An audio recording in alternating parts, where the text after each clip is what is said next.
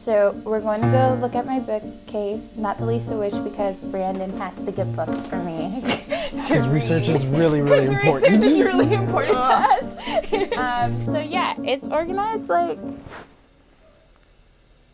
it's pretty organized. This is my practicum shelf. I think it's the best description of it. So I have like the Hamilton libretto, which I just study sometimes because I love that show. I have problems with it, but I love that show. This is my Black women classic literature and philosophy and educational bookshelves. And this is my white people that I like shelf, I think is the best description of it. And Junot Diaz, who's just there for some reason. Wicked is there, which I read all the time. This is my Afrofuturism book. The exception to this rule would be like The Girl with All the Gifts, which the movie is Afrofuturist, but the book is not really Afrofuturist. And this is the shelf that I'm like taking all the books that I have to throw at Brandon.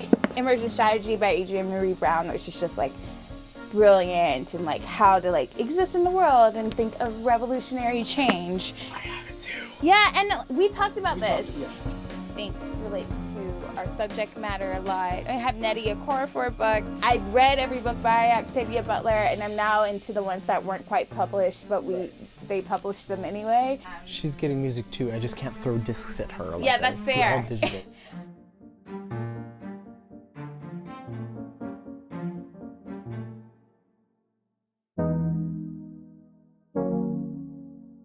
I don't know, for me, I've always like gravitated towards music. As far as theater was concerned, I remember it being one of the places that I thought was still magical all the time. It was people on the stage doing extraordinary things, and it's like, oh, I know you're real.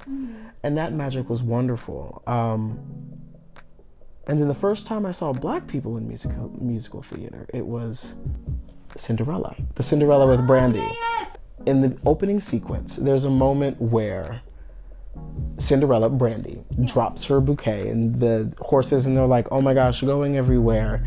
And Paolo, the prince, he was like, oh, what's your name? And then in the background, it was like a da-da-da-da-da-da-da. And it was like playing the Cinderella theme. I was like, oh my gosh, Cinderella, like I can hear it in the music and it's wonderful. Yeah. But I remember being like a kid and making those connections and seeing how important that was and noticing the craftsmanship of that. And that was like really special to me. I think the first time I ever wrote anything, but definitely when I started writing formally, was I ran out of books. And I was like, we only got like 3 library passes and there were no books for me to read in the classroom. And I was just like, what do I need to read? And she was just like, well, write your own. I don't know if she was being sarcastic. I was young enough where I was like, oh, okay. Sure. It's like, well, if you said so, like, I'll write me a book. And I wrote this really long, really bad fantasy novel.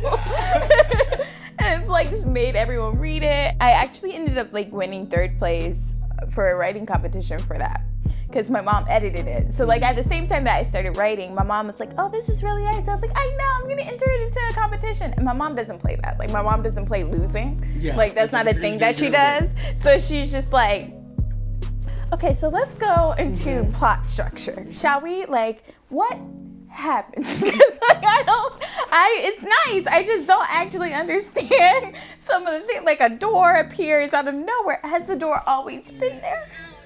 Yes. There's the stutter. That's it. The stutter at the very beginning. Like we met at Musical Theater Factory. People around yes. Especially since we were both talking about Cindy Mayweather and Janelle Monáe and like that field, and it was like, hey, we definitely had like a hooty hoo across the room. I wanna write. Let's write the thing. Yeah, this is our dream project. Definitely. So I think it's a show about this woman who becomes a catalyst for a rebellion through finding her own autonomy, set in an Afrofuturist near or far future. We haven't decided yet. That it's full of pop music and funk music and joy. Yeah, and definitely like one of the core things is like it's for an audience who believes in joy as a revolutionary force, because we believe in joy as a revolutionary force. Like, we believe that it has so much power, and that, you know, like, hardship does too. Like, everything in balance, but that, like, we are exploring hardship so much right now, and we also want to experience joy. Yeah.